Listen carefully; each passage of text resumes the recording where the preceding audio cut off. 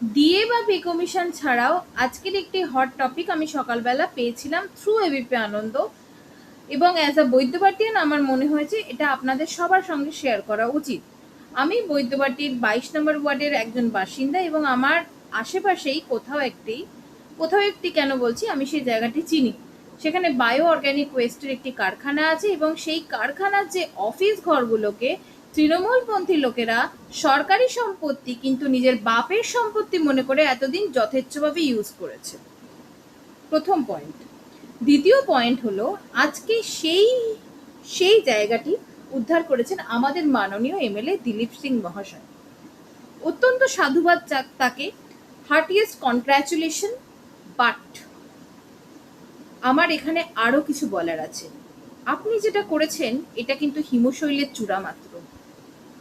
আজকে এই চুনোপুটিদের ধরার কাজ আমাদের মাননীয় মুখ্যমন্ত্রীও করবে না, প্রধানমন্ত্রীও করবে না, মাননীয় হোম মিনিস্টারও করবে না, আপনাকেই কিন্তু করতে হবে।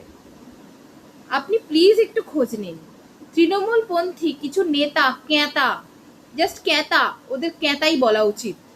তাদের সম্পত্তির গত 5 বছর 7 বছরে কি হারে বেড়েছে, তাদের আয় ব্যয়ের হিসাবটা কিন্তু মিলবে না। টাকার উৎস কি? তাদের ঘরের টাকা না বাপের টাকা? এটা আপনার আমার খেটে খাওয়া রোজগারের টাকা। এটাই হলো কথা।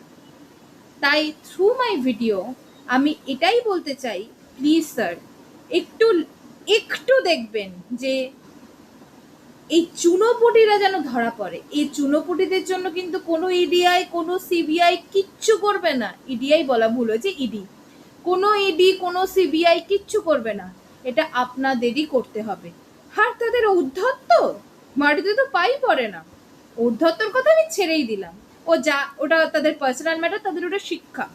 তাদের যা শিক্ষাগত যোগ্যতা, তাদের যা আয়, একদম ডাইরেক্টলি প্রপোর্শন নয় জিনিসটা, পুরোপুরি ইনভার্সলি প্রপোর্শন।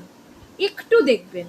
আমার মনে হয় এই থ্রু ভিডিও আমি আপনার কাছে এটা আর্জি জানাচ্ছি, প্লিজ চুনোপুটিদের একটু ধরবেন।